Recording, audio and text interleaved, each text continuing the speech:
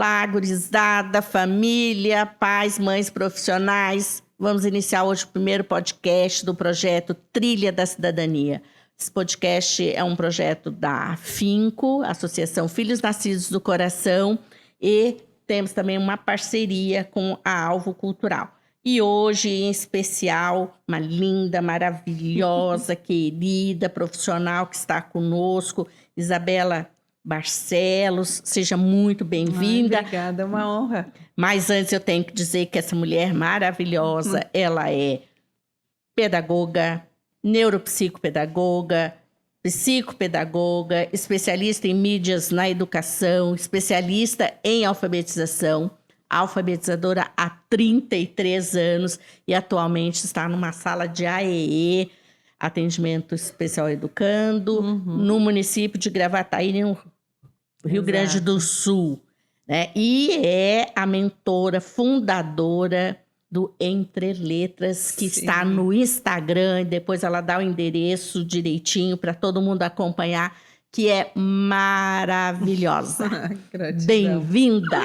Ai, obrigada.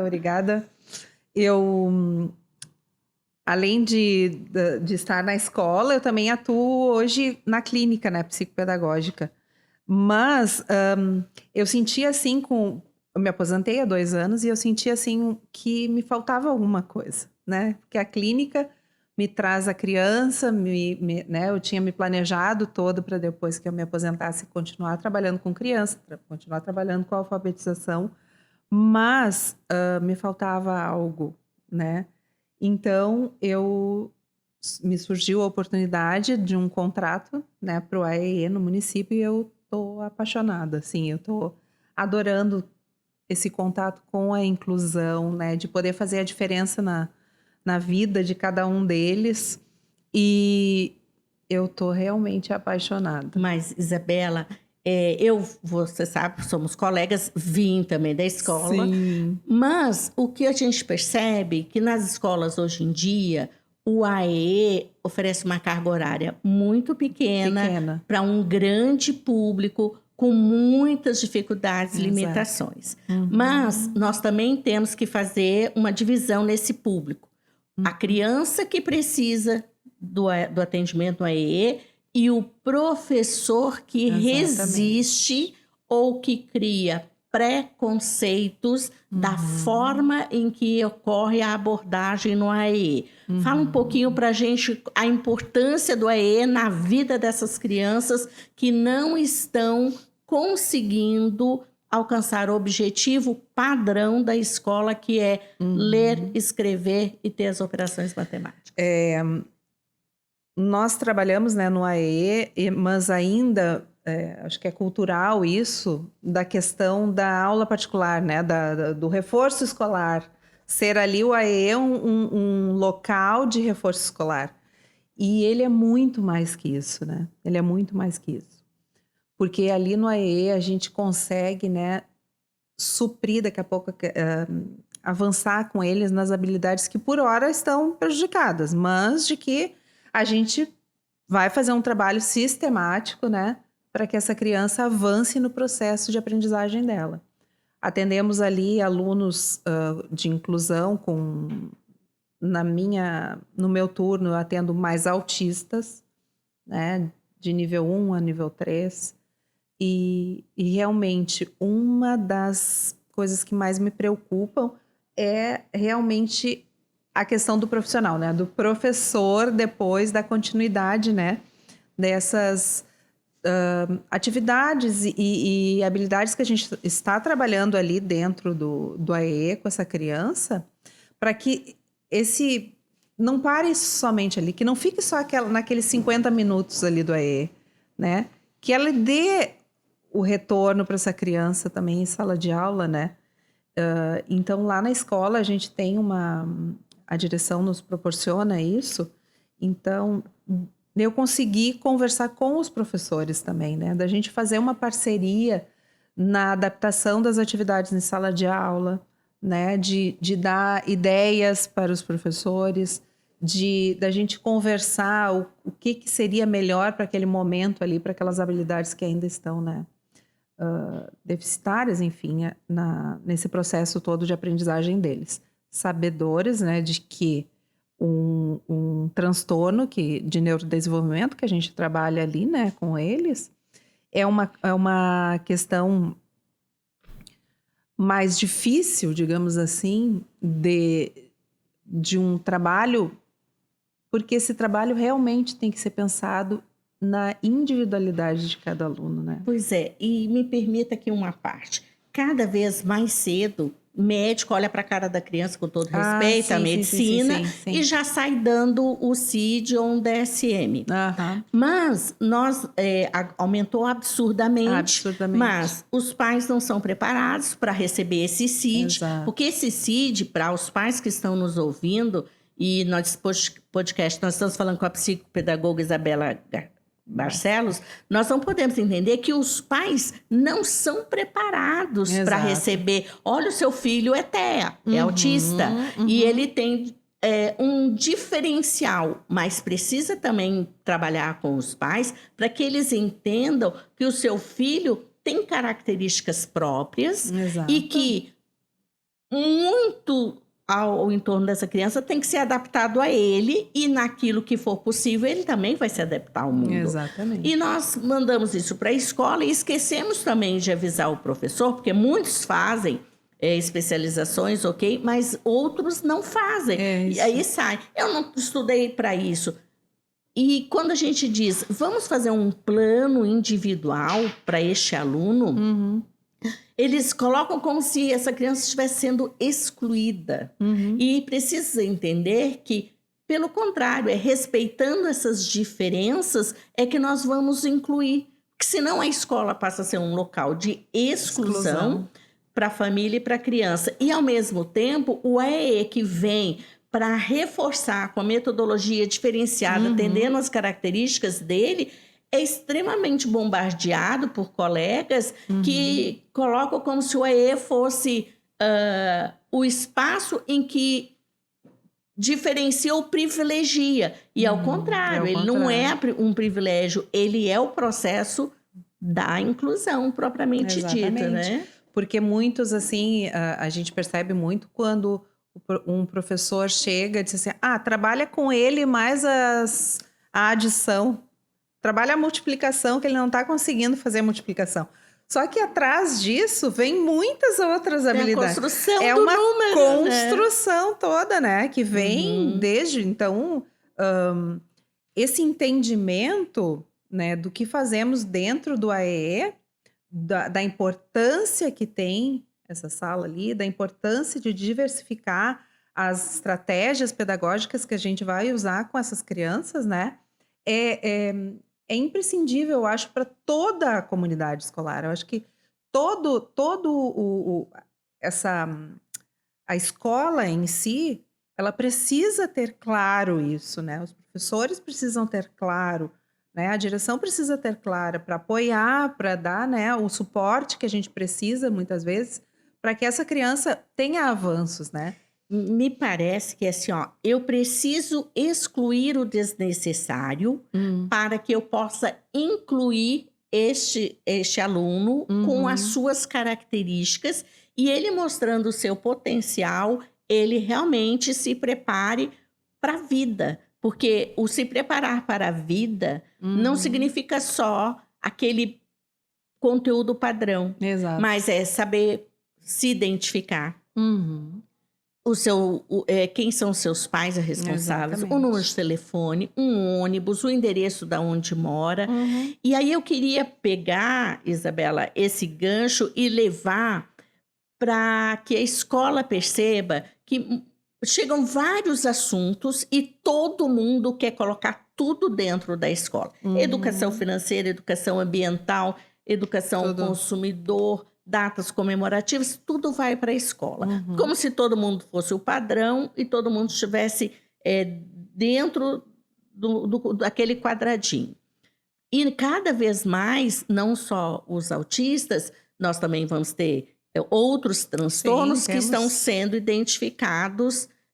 E um diferencial que agora, depois, no pós-pandemia, essas crianças chegam fisicamente mudadas, porque, Sim. nossa, como você cresceu, ai, como você engordou, ai, como Exatamente. você emagreceu.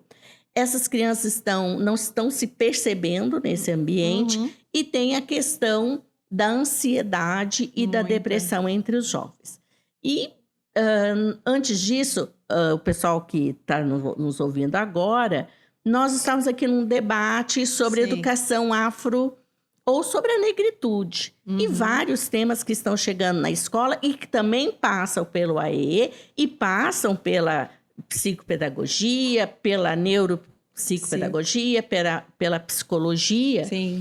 que é onde é que esse negro se percebe dentro desse contexto. Uhum. E eu queria ver também contigo essa coisa do vamos trabalhar só algumas historinhas ou só uma data, Sim. vamos pegar aí o Como 20. se fosse uma data comemorativa, Isso aí. né? Como é que você percebe também, porque independente da raça, da cor dessas crianças, Sim. eles apresentam os seus atrasos, né? As suas Exato. limitações e deficiências. Uhum. Vamos falar um pouquinho sobre isso. Eu acredito muito assim que veio a lei, né, que é meio que obrigar as pessoas a fazerem esse trabalho, porque esse trabalho, na verdade, eu acho que tem que ser feito o tempo todo. Porque se nós queremos, né, um mundo, uma escola sem preconceito, né, racial, enfim, essas crianças têm que ter esse pertencimento ao local que elas estão. Porque o que acontece, né? Chega lá em novembro, começa a trabalhar o cabelo da Lelê, ou né, a princesa, não me lembro o nome do livrinho agora. São livros assim pontuais que a gente pega, né, a gente vê nos trabalhos das escolas nesse período, né, de Das aprendizagem, datas de datas, enfim, comemorativas. dessa data em questão, né? E a gente vê hoje em dia essa repercussão toda de preconceito, de intolerância, né, de tudo. Isso tem que ser trazido para dentro das escolas desde lá o início. Até porque trazer é a o espaço realidade que a gente Exato. identifica, né? Quando ele Exato. queixa, Sora tá me xingando de macaco, Sora tá mexendo com o meu cabelo. E crianças que não gostam de ir para a escola porque não aguenta mais todo esse Exatamente. preconceito que acontece neste processo de educação. Exatamente. Né? E o pertencimento, né? O de ver, por exemplo, uma jornalista que está aparecendo na TV, né? De tu enxergar, de ter essa a realidade que é tão dura, né? Trazer para dentro da escola, trazer esse foco, esse tema para dentro da escola, trabalhar a empatia, trabalhar essas questões com as crianças para que elas, né? Porque a criança que vai começar, hoje em dia, a gente tem na criança uma chance de transformar tudo, né? Falta esse link conteúdo, realidade. E essa falta, vamos dizer assim, essa liga que não está fechando, é o que mais desmotiva. Porque a escola passa a ser um lugar de extremo rigor das regras, do horário. Se a barriga está de fora, não pode entrar. Se o shortinho é curto, não pode entrar. Sim. Porque está frio, a criança está com chinelo e meia. Mas se ele não tem, como é que nós vamos fazer? Exatamente. Vamos colocar um uniforme. Ok, para quem pode, quem não pode. Mas cadê o trabalho para fazer? Goste da sua escola. Aprenda a gostar de estudar. Exato. Aprenda a gostar de ler. Né? Então, assim, parece que ler o castigo vai para a biblioteca, o castigo vai lá para o AE. Hoje não tem, você está incomodando, sai da sala.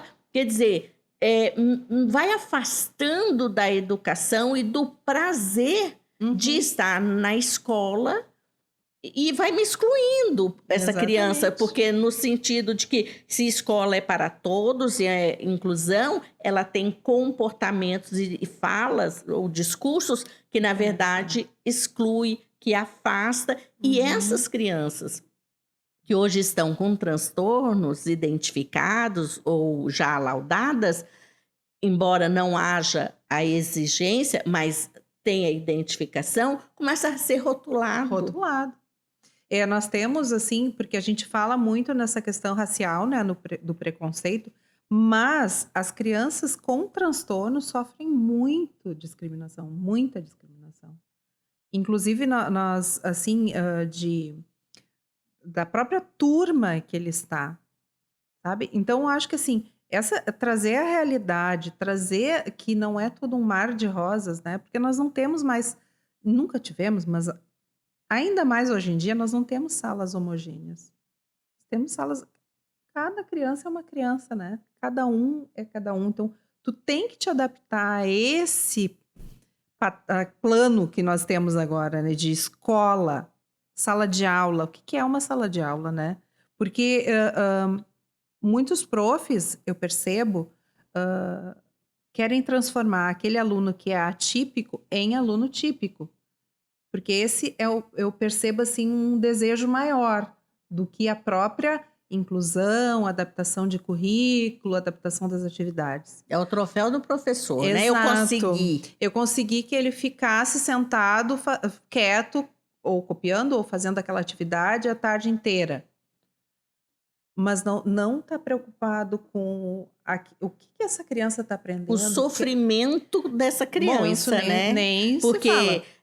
Copiar é sofrimento, ler é sofrimento. Tu pede para um TDAH, por exemplo, eu tive um TDAH que estava detestava o quê? A professora pedia para fazer um rascunho da redação, que já era um trabalho para ele, concentração, atenção, foco. E depois desse rascunho, a professora entrega para a professora desse trabalho, dessa redação, ele teria que passar a limpo o rascunho que ele já tinha feito. Então, fez o rascunho, passa a limpo esse rascunho para entregar para a professora fazer a correção e depois de devolvido, quem sabe, fazer uma outra cópia. Então, são adaptações que não são pensadas para a inclusão, para aquele aluno de inclusão. Porque sabemos que temos alunos ali com dificuldades transitórias, né? Então, nós temos muito que pensar em que método eu estou usando. Eu estou conseguindo participar desse processo do meu aluno, né? Na aprendizagem. Eu me incluo nesse processo. Eu estou refletindo sobre como eu estou trazendo os conteúdos para essa criança e para a turma, porque muitas vezes a gente pega a turma que não é somente aquele aluno de inclusão ali que está com uma dificuldade, né? Nós temos vários com dificuldades em matemática, por exemplo, né? Então, como que está sendo conduzida meu planejamento, né? Para aquela minha turma, para que ela possa realmente avançar no processo. Porque eu gosto muito e até no Entre Letras agora eu estou falando na questão do AEE e na adaptação das atividades, assim, né? Muitas vezes tu tens aquele aluno e e eu percebo a diferença, eu já percebo, assim, como que essa criança, ela tá avançando em muitas questões no AEE, com poucos encontros, que nem tu dizes, né? Porque é um tempo curto que a gente tem com eles, né? Mas o quanto que tu percebe o avanço em muitas habilidades. Então, eu tenho um autista que ele não vai muito nos encontros, né? Porque é em turno inverso, daí vem outros problemas, enfim. Mas que ele não participa muito, assim. Mas quando ele vai, eu insisti muito em algumas habilidades que ele precisava. Então, ele é uma criança que amassava tudo. Qualquer material que eu pegasse, ele rasgava, botava fora, jogava, sabe? Não olhava, não tinha o olhar para mim, enfim. Então, eu percebo agora, e eu fiquei muito feliz essa semana, que no atendimento, semana passada, no atendimento dele, ele cantou comigo. E ele não é uma criança, ele fala, ele tem ecolalia, e ele fala poucas palavras, mas ele cantou uma música inventada que eu inventei na hora, porque ele é alucinado por insetos.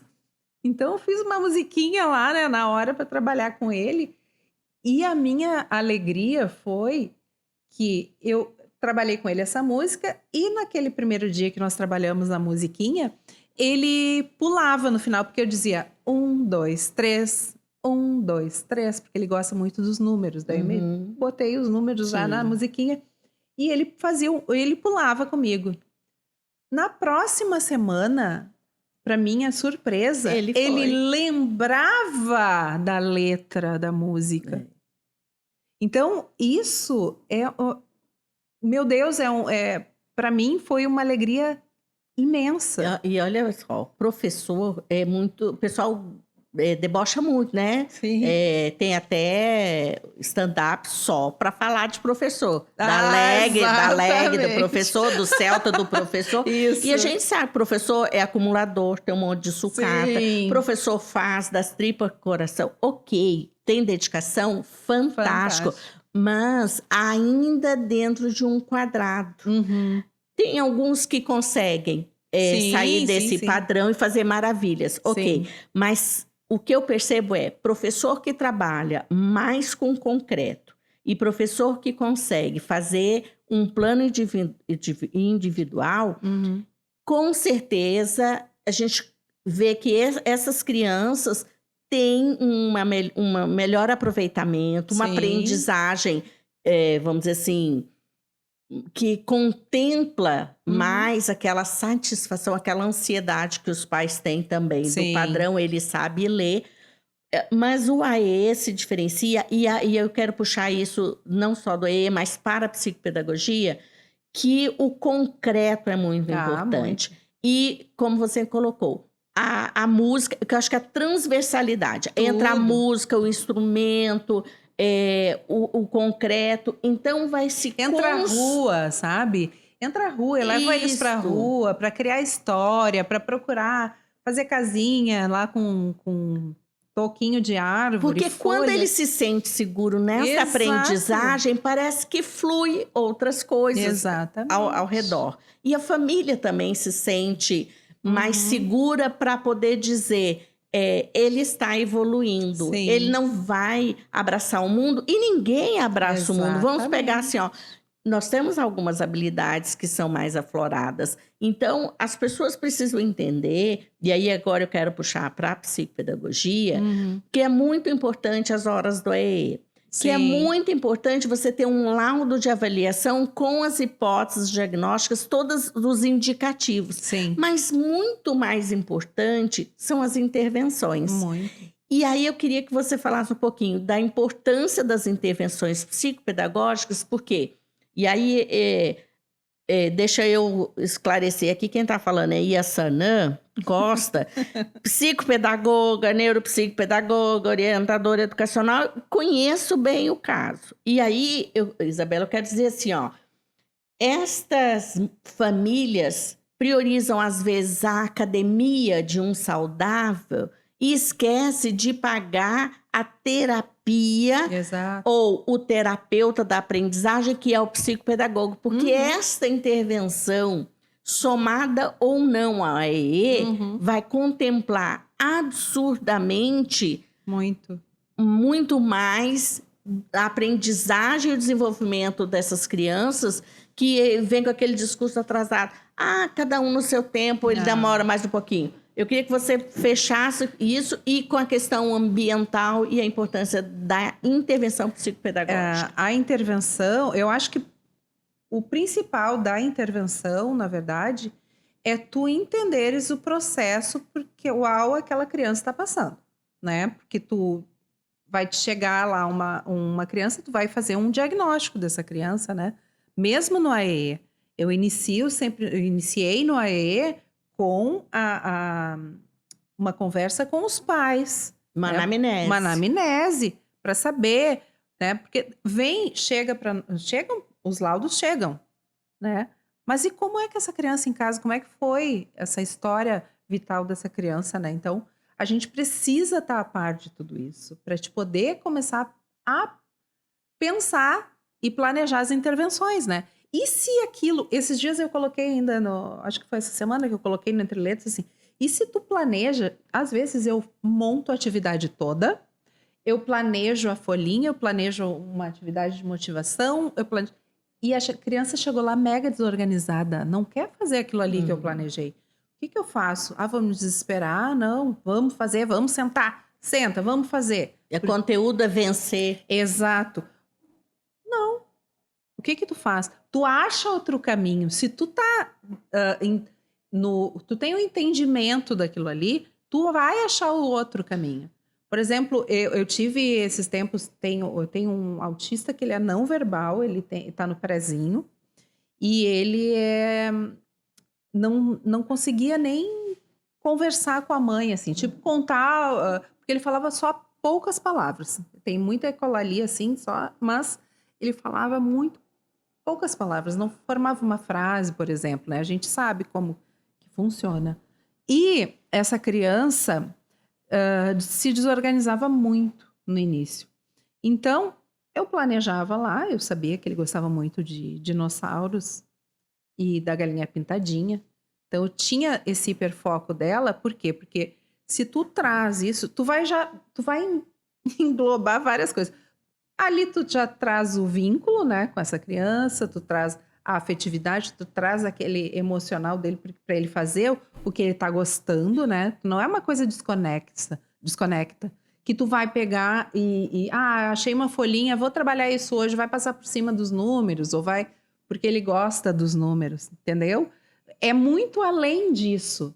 É o que tu vai trabalhar, o que que tu estuda, na verdade, para te poder alcançar aquilo que está faltando para aquela criança, entende? Então, ele precisa também de trabalho com a motricidade fina, que ele ele tem muita dificuldade na escrita, enfim. Então, muitas vezes eu levo eles para a rua, faço circuito dentro da pracinha de agora tu vai subir, sobe na escadinha umas casinhas, aquelas casinhas de pracinha, assim. Sobe pela escadinha, atravessa a ponte. Agora desce no escorregador na direita. Então, depois ele sobe pelo pneu, sabe? Vai no escorregador amarelo agora. Vem pra gangorra azul. Então, tu tá trabalhando cor, tu tá trabalhando lateralidade, esquerda e direita. E equilíbrio e decisão, porque eles precisam se empoderar, eles precisam saber escolher, errar e perceber que o erro não é o fim do mundo. Exatamente. Não pode ter uma super proteção, e sim fazer com que ele tenha um processo de amadurecimento nessa aprendizagem. E nesse processo, né, assim, de amadurecimento, eu percebo muito daí a autonomia e deixar... Porque eu tive uma experiência com uma mãe e eu enchi uma... Como ele rasgava tudo, eu enchi uma luva dessas para fazer uma carinha, sabe? Fazer uma carinha com uma luva descartável. Só que ele fez a primeira coisa, estourou a luva. Eu disse, não vou desistir dessa luva. Peguei uma outra luva, enchi de areia. A mãe que estava perto vendo, já me alertou. Ele detesta sujeira, ele não aguenta ficar com uma areia na mão. Eu disse, não, mas eu vou dar para ele, a gente vai brincar de contar. Porque eu queria que ele brincasse ali com os dedos da luva também. Daí enchi de areinha, assim, uma areia fininha, uma texturinha. Ficou pesadinha aquela luva, né? Aquela mãozinha. Vamos começar a contar. Daí contamos. 1, 2, 3, 4, 5. Ele conta até. Só que o que aconteceu? Ele também foi testar para arrebentar aquela luva. A mãe quase enlouqueceu. Mas quando ele puxou os dois e veio a areia toda em cima dele, tu pensa que ele deu bola? Não, ele girava aquela luva para aquela areia voar. Que é uma experiência nova. Porque provavelmente ele, né? Ali tu via claramente que quem estava desesperado era a mãe dele, não era ele. Ele corria e a mãe não deixa ele correr porque ele tem asma. Deixa ele aproveitar, eu dizia para ela. E ele corria com aquela luva, aquela areia voando, sabe? Então foi uma experiência para ele. E que ela também pôde perceber, e hoje em dia ela nem fica mais junto comigo e com ele, porque ele aproveitou aquilo ali, sabe? Aquilo ali para ele foi uma experiência muito diferenciada. E que ele teve fugiu a palavra agora, oportunidade de vivenciar. Coisa que com a mãe ele não teria. Porque isso é importante, sabe o que tu está dizendo? Os pais, as mães, eles precisam acreditar no profissional. Que o profissional sabe contornar, manejar essa situação para tirar o ganho, o melhor disso.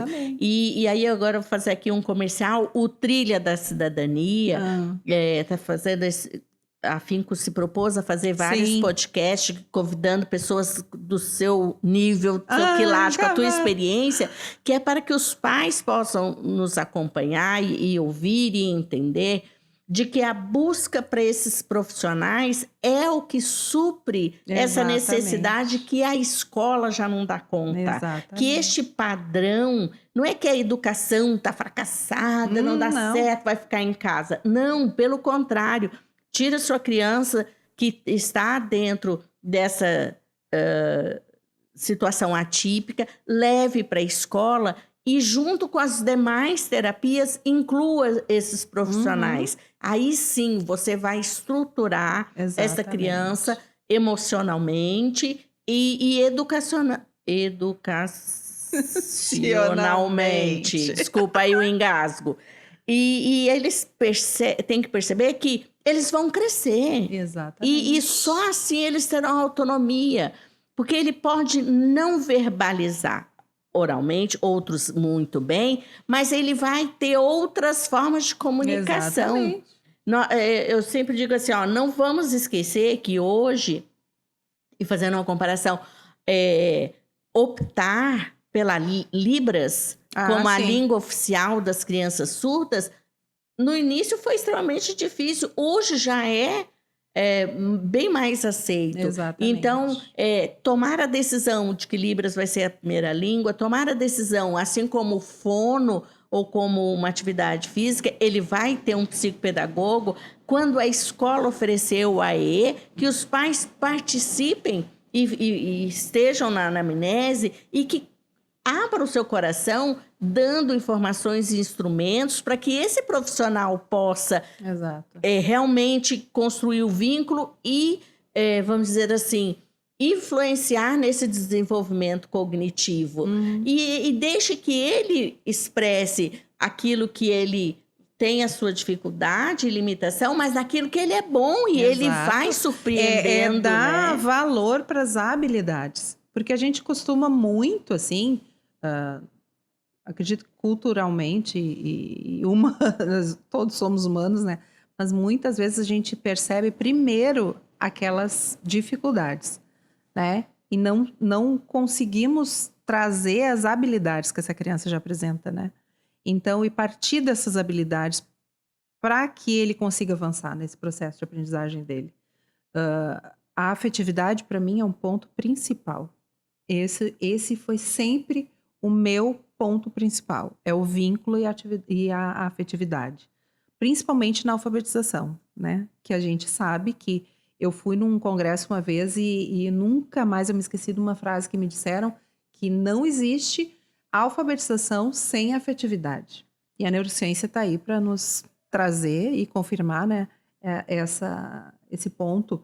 E eu uso muito disso nos meus atendimentos ou na escola, enfim. Porque esse entendimento, muitas vezes, que aquela criança está naquela hora da birra ou está numa hora que, sei lá, quer jogar tudo pro alto, que tu vai ali, tu contém ela, tu conversa, né? E tu não manda ela sentar e fica quieta. Eu acho que isso aí é o principal. No meu ver, assim, a afetividade vem em primeiro lugar. Dentro dessa afetividade, como é que você percebe o uso da medicação? Pois então, nós temos assim, eu acho que atualmente, que nem acho que tu colocou no início, né, que os profissionais muitas vezes ainda não estão preparados para esse nosso tanto de crianças com transtornos, com dificuldades, né? E acabam prescrevendo muito rápido uma medicação, né? E sabemos que muitos necessitam realmente, mas que Nós temos que ter claro, né, se essa criança realmente precisa dessa medicação.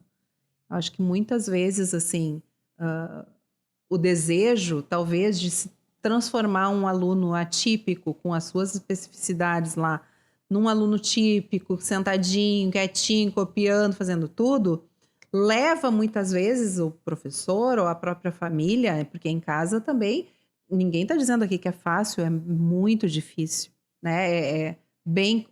É um processo muito complicado, é uma correria no dia a dia, é tu atender e tu, na própria sala de aula, tu dá conta de todos os teus alunos, mais o aluno, né, que necessita de um atendimento mais especializado.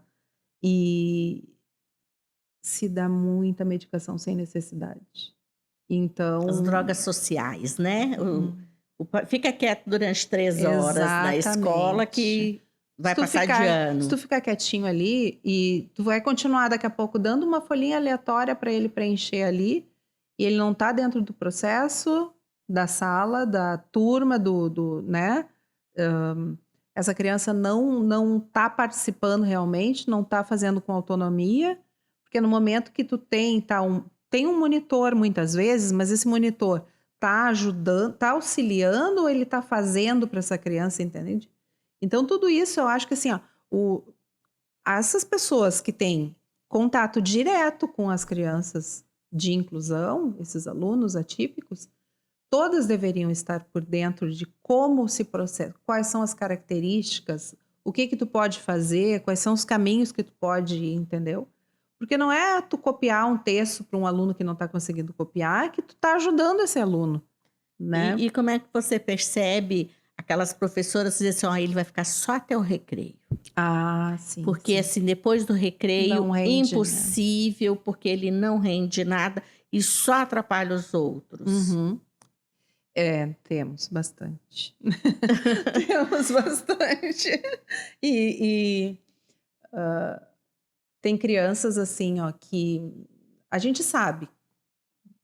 É um processo todo que envolve família, envolve a escola, envolve, né, toda essa comunidade assim que está por dentro, é onde essa criança está no dia a dia da escola, da sala de aula, né? Porque se não tem um trabalho envolvendo todo mundo, toda essa comunidade, envolvendo o professor, o monitor, a direção, né, de saber de como nós podemos...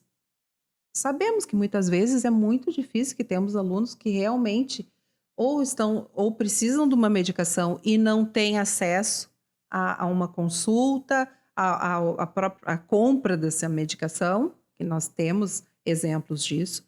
Temos também alunos que não necessitariam nem um pouco de um remédio ou de algum monitor, que não é laudado, inclusive, que não tem um laudo para te dizer assim, essa criança tem isso, isso, isso. Puxa vida, muitas não têm laudo, né? A gente sabe. E não há obrigatoriedade. Não tem Muitas obrigatoriedade. vezes o diagnóstico vem pelo professor, baseado na experiência Exatamente. dele, né? Só que o que acontece, né? Essa criança que não tem laudo, tu também tem que colocar ela dentro desse processo teu, né? Tem que ter essa responsabilidade, né? E a questão do sair mais cedo, né? Eu acho que assim, tu tem... Fugiu a palavra agora, não é dicotomia, são dois lados, né? Porque o professor está ali com uma sala lotada. É uma decisão difícil, é muito difícil, mas rotineira. E é um processo de exclusão, assim, né? É um processo de exclusão, porque tu sabe que assim, no município que eu trabalho, isso não pode ocorrer. Não pode ocorrer. Por isso que eles têm os monitores, né, para ajudar, os assistentes ali noturno. Eu acho que isso devia voltar música para as escolas e teatro e outro tipo que pudesse esse segundo tempo, vamos dizer que a criança não responde aquele padrão de aprendizagem, ele desenvolver outras habilidades que também são potencializadoras, né, dessa cognição, desse aprendizado, e que não haveria. Porque é difícil, assim, pela formação dos professores, pela falta de servidores, né, profissionais. Falta de servidores, falta de RH, né? Mas também pela falta, que eu digo assim, das formações e das reuniões pedagógicas. Que vai dar a devida valorização e importância dessa criança não ser excluída de uma forma tão violenta. Exatamente. Né? Porque ao sair, ela sabe, para que eu vou? Só vou ficar uma hora lá, sozinhos, abandonado no fundo da sala. Né? E aí eu tive esses dois exemplos, assim, de uma escola pública, né? As duas são públicas, o estadual e a municipal. E no estado realmente acontece muito absurdamente. Muito mais. Mas já que a gente está falando de educação e de aprendizagem, eu queria que você fizesse 2 observações. Eu odeio, mas eu quero saber qual é a tua opinião. O professor coloca a mesa no fundo da sala, nas costas do aluno. E depois eu gostaria da tua opinião. Aquele aluno que já no 6º ano, que também é atípico e que sai da sala sem tarefa. Eu queria que você falasse sobre esses 2 aspectos. Primeiro, da mesa. Bom, minha vida inteira de professora, né, na escola, no chão da sala de aula, eu nunca consegui ficar na minha mesa, porque eu acho assim, que a mesa é um lugar ali que tu tá... Como que tu vai conseguir ficar parado numa sala que tem 5 inclusões e mais, né, sei lá, 20 alunos, tu sentada numa mesa? Eu não consigo enxergar esse perfil, assim, de, sabe? Não foi o meu perfil de prof, porque o que eu fazia? O meu exercício diário na sala de aula era estar entre os alunos. Porque é ali que tu consegue mediar, ali que tu consegue perceber as dificuldades, sabe? Não é somente tu coloca uma atividade no quadro, tu senta na tua mesa e começa a fila lá para correção. E todo mundo abaixa a cabeça e fica quieto. Porque o que acontece, né? A correção é muito cobrada, os pais cobram muito essa questão de correção do caderno. E o caderno é vazio. Exatamente. Né? Então, eu já, na minha sala, na primeira semana, reunião com os pais, como era o meu trabalho. Meu trabalho, o caderno vai ter dias que não vai ter nada no caderno, a não ser... Até porque aprender não é só copiar, Exatamente, né? Porque tu não quer um aluno copista, tu quer um aluno que seja criativo, que seja crítico, é isso que se fala, pelo menos todo mundo fala, né? Esse é o discurso ideal, né? E daí tu chega na tua sala e tu pega, enche um quadro e senta na tua mesa e fica horas aquele... Porque tem uns que vão trabalhar muito rápido, vão copiar muito rápido, né? Então, o que esse aluno vai estar ali fazendo? Então, eu acho que são detalhes, muitas vezes, assim, que a gente não consegue perceber, ou que a gente entra num círculo vicioso de desvalorização do profissional, da educação, né? Que eu acho que isso aí é um ponto principal. Eu acho que o aluno tem que estar motivado, mas esse professor tem que estar motivado também. Porque depende da minha motivação, muitas vezes, a motivação do meu aluno, né? Porque tu tá indo para uma sala de aula de qualquer jeito, seguir um livro, qual é a recepção que esse aluno vai te dar? Vai ser uma sala barulhenta, vai ser uma sala que vai estar todo mundo brincando em pé, conversando. Terminei aquela atividade, eu copio muito rápido, eu vou conversar, o que eu vou fazer? Eu sou criança. Mas uma sala barulhenta ou onde as crianças conversam, elas vão também treinando oralidade, fazer discurso, brincar, sorrir, e eles amam o seu professor e aprendem, tem um excelente rendimento. Exatamente. Sala silenciosa, que o professor não abraça o seu aluno, não beija o seu aluno, todo mundo em silêncio. Ele não quer aquela escola, ele não quer aquela professora, e aí, como eu sou obrigada a ficar nervoso, exatamente. Eu não vou aprender, né? Esses processos externos, né? Que nós falamos muitas vezes nas dificuldades da aprendizagem ali, que tem um professor nosso que falava muito essa palavra despedagogia, que eu adoro essa palavra, né? Não vamos deixar de falar o nome dele, que ele vai ficar feliz, né, Gilson?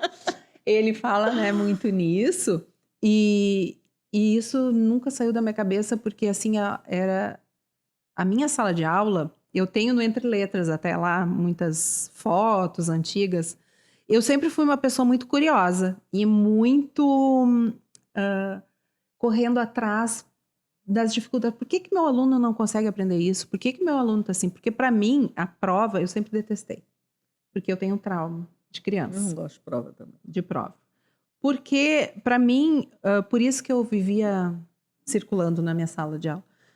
Porque eu sabia exatamente aonde cada aluno meu estava, né, no processo de alfabetização, enfim, nos conteúdos trabalhados. Por quê? Porque para mim a prova, se tu até faz um trabalho, não estou dizendo que não tem que ter um trabalho, daqui a pouco para te ter um documento que se tu precisa entregar para um pai, por exemplo, né? Mas aquele documento ali é mais para mim como um meu diagnóstico de como eu estou trabalhando na sala de aula, do que propriamente ver como o meu aluno está. Porque eu tenho muitos pacientes que chegam na clínica, crianças que ansiosas, desmotivadas, com dificuldades na aprendizagem. Com fome, sonolenta, várias horas sem comer, né? Me permita uma parte, sim. São 9 jeitos, no mínimo, de se avaliar uma criança. Exato. Então, a prova deveria ser um dos 9 jeitos, né?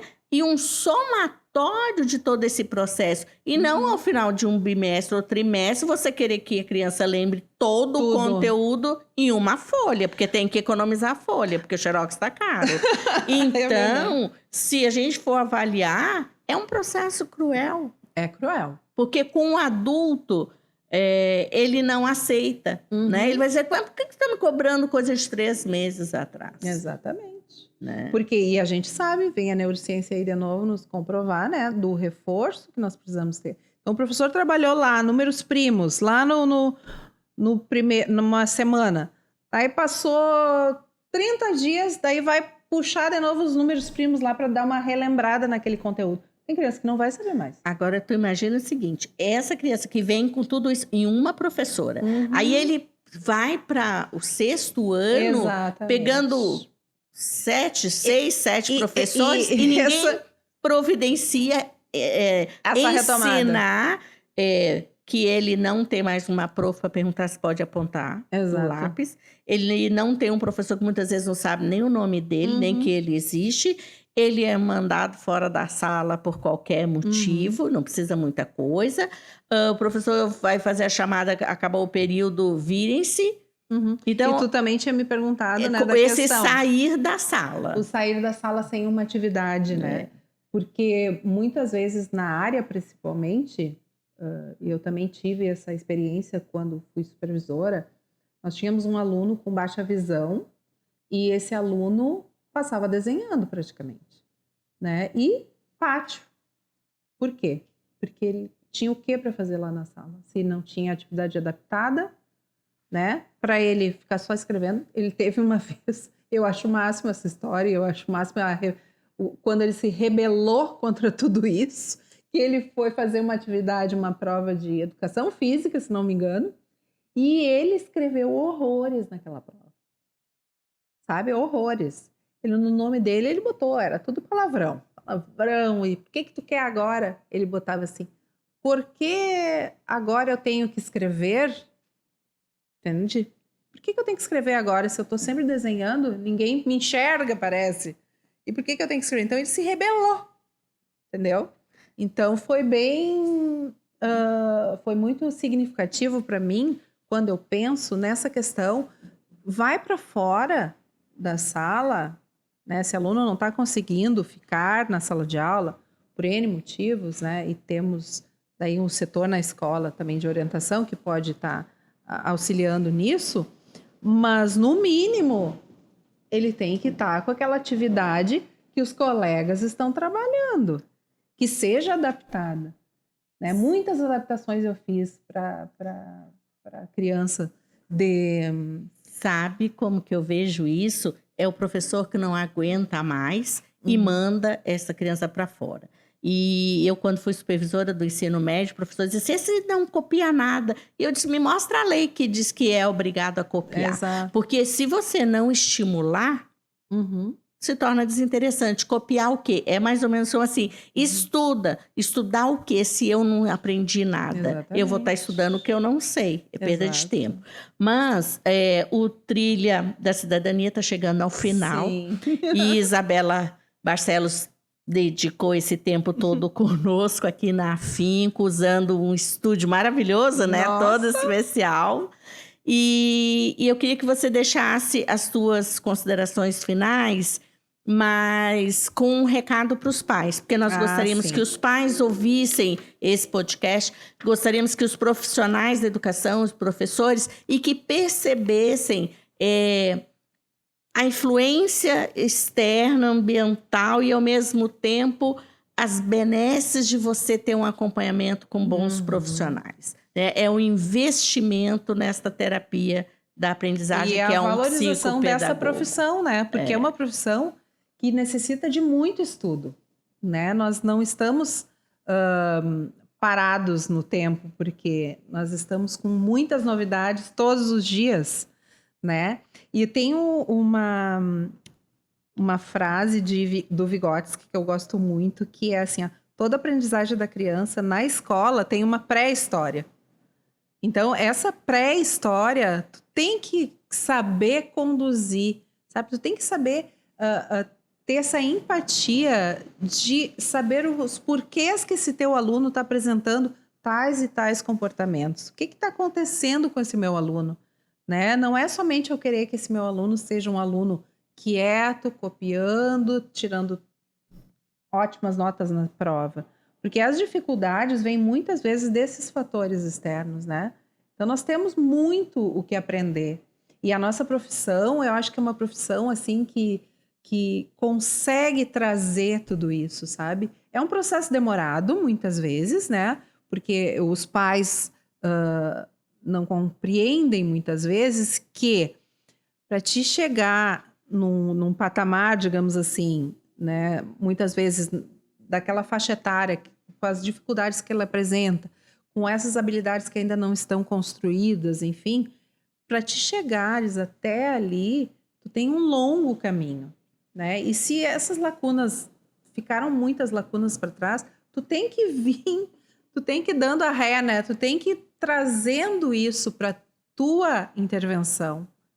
Então, esse processo pode ser longo, mas é um processo muito validado. É um processo necessário, né? Positivo, né? Então, é uma profissão que realmente a gente costuma muito, né, dar importância para fono, para um oftalmo, para o psicólogo, psiquiatra. Mas a psicopedagoga, eu acho que a nossa profissão, ela traz e ela estuda justamente esse ponto de que o porquê que esse aluno está com essa dificuldade, né? E aonde nós podemos chegar com esse aluno. Então, vamos convidar os pais, professores e todos que estejam nos ouvindo para visitar o Instagram do Entre Letras.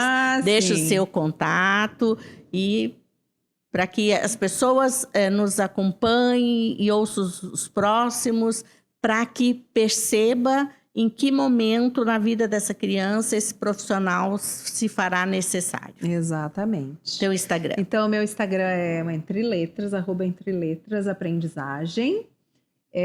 Lá eu deixo muitas dicas para professores, para os pais, sobre dificuldade de aprendizagem, estratégias para serem usadas na sala de aula, exemplos de atendimentos e de experiências que eu tive, para que todo mundo tenha esse conhecimento, né? Esse compartilhamento de conteúdos, compartilhamento de muitas vezes me fugiu a palavra agora, fiquei nervosa. Não fique nervosa, porque assim, pais que vão se motivando e vendo a importância dessas atividades, buscando ajuda para também completar isso em casa. Tem o WhatsApp, a nossa psicopedagoga? Tem 51 998 23 13 59. Bom, Isabela Barcelos esteve conosco aqui no Trilha da Cidadania. Muito obrigado pelo seu tempo, por compartilhar conosco a tua experiência. Fica o convite para próximos podcasts. E valeu, gente. E acompanhe @afincoRS.org. Acompanhe pelo WhatsApp 5133-657123. Na Afinco você vai encontrar atendimentos gratuitos para avaliação psicopedagógica e psicológica.